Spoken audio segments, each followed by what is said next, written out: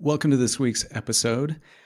As we have started to do, we are taking every other episode and discussing short form, some inspirational quotes, and some ideas that just rise to the surface. And again, I'm here with my good friend Laura. Laura, how's it going? It's fantastic, Kevin. How are you? I'm good. I'm good. This week, I want to drop a little idea on us. And it comes from a conversation that I had with a good friend of mine the other night who's a photographer. And we were talking first about, this whole idea of awakening and awareness, spirituality, all of these things, and how it's so simple that we miss it. And the idea dawned on me because he was a photographer that, a photographer, they basically play with light. The light comes into the camera, reflects off of trees and the sky and flowers and whatnot, and they capture it. But they completely take for granted the light. That you don't actually see the light, but the light is that thing by which all things are seen. And it reminded me of this C.S. Lewis quote that was very similar. And we started having this conversation about how awareness is the simplest, most effortless thing. It actually is who we are, but yet we completely miss it, right? Mm. It's like, think about how you walk outside or you just look around the room and you don't see the light. It's the light by which all things are seen by your Mhm. eyes. But it's so close to us that we can't even comprehend it. We just take it for granted. And our own awareness is exactly the same thing. And it just hit me. It totally hit me. You know what I mean? Yeah, right? I know. It's like you have these moments of epiphany where you're like, "Wait, I think I just got it." And when you say "hit me," I take that to mean felt it more in your body than understood it intellectually. Exactly. It was a oh. And then I looked around the room. I was on the phone with him. I looked around the room and I realized, oh, okay, well, there's a couch, there is the wall, there's the TV, but there's also the space. And it's the space within which everything happens that is also experienced. But like nobody talks about, the space. When you say, hey, describe this room, they don't point out the space. Or when they're outside saying, hey, describe this landscape, they don't talk about the openness, the expanse of space Mm, within which everything is happening. right. And that's what our awareness is. That's what consciousness is.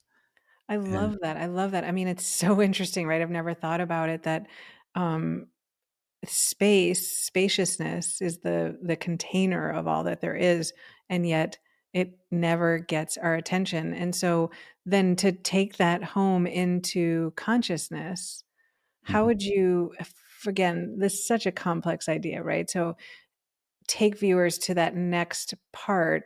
How do you see it as completely parallel? Like, can you give an example of the parallel nature of it?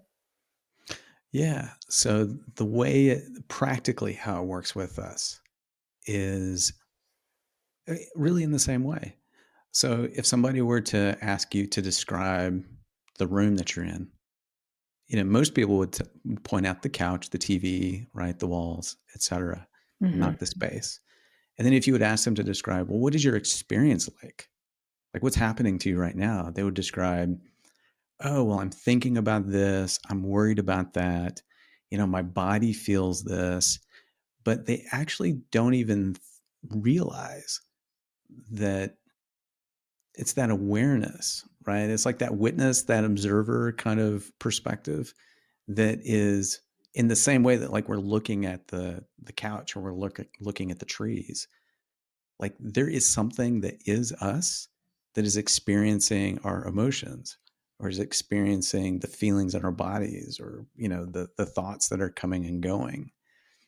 And it's exactly like that. It's you mentioned Adyashanti. It's so simple that you really can't even comprehend it. It's more like a felt sense in your body. I Mhm. think this is why all of the sages and mystics say, look, the direct path is just to feel that I exist. And everything that is attached to that isn't really you, but you're the one who's seeing all of that stuff.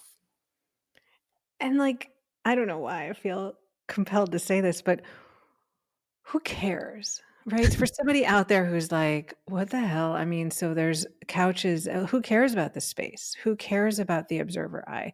Why do I need to pay attention to this other element that is, I guess, right, what you're saying, neglected from our, conversational perspective or focus? Why does that matter? It's like, so what? Yeah. Yeah. So what? What does it matter? Here's why it matters, because it actually is happiness. And I think in another episode, we're going to talk about the ideas around non-duality and what all of that means. But I mean, really, if you think about who you are, um, if something comes and goes, like thoughts, you know, where are the thoughts that you had 5 minutes ago or 10 minutes ago? They're gone. The feelings come and go, but that really clear, simple knowing that you're here, that doesn't come and go. Mhm. And if you're able to really sit in that and connect with that, then that is peace. Then you're no longer at the mercy of your thoughts and feelings, or things not going the way you want them to go. That doesn't mean life's going to go the way you want it to go. It's just that you're not going to be so lost and attached and confuse yourself with a feeling, right? Yeah. Because if a feeling comes and goes and you don't come and go, that means that that's not you. Mm. And it means very practically that you can be at peace. It reminds me of this idea that now, right, like, I'm looking at my house, and I'm looking at the furniture, and I'm thinking about this space, and, like, the space of this condo I'm in isn't going anywhere, but the furniture perhaps, right? Like, I spill a drink on it, and I have to get rid of the chair, right? And it's like, it doesn't change the fact that I still live here, that this is in totality the home that I'm in, and we would never worry about it, right? We wouldn't say, "Oh my god, my whole house is ruined because one pillow got Right. spilled on," right? But we connect to our thoughts or our feelings as if everything's wrong with us when we have one, quote, "negative experience in life," right? We have a sensation that doesn't feel good, we don't want loneliness, sadness, depression, anxiety, or thoughts that are intrusive, angry, whatever, right? Yeah. It's the proverbial spilled pillow in the living room, right? Which you can just objectively say is just an object within the space. I don't say my whole home is Yeah. now the spilled pillow. Yeah. And it's so subtle too how language uses us. We're just so used to saying I'm depressed, right? Or Mhm. um I am confused or whatever it might be, but the reality is the truth of it is that you're experiencing like these bad feelings, these hard feelings. Hard feelings come and go. And then happiness comes, and then happiness comes and goes, right? It's like we're constantly having these experiences, but we're the one who's having the experience.